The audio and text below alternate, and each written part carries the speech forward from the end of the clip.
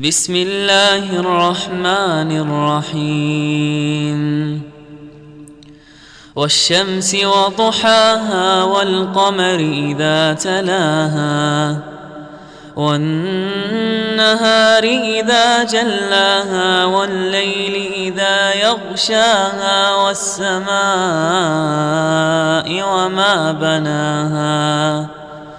والأرض وما طحاها ونفس وما سواها فألهمها فجورها وتقواها قد أفلح من زكاها وقد خاب من دساها كذبت ثمود بطغواها إذ انبعث أشقاها فقال لهم رسول الله ناقة الله وسقياها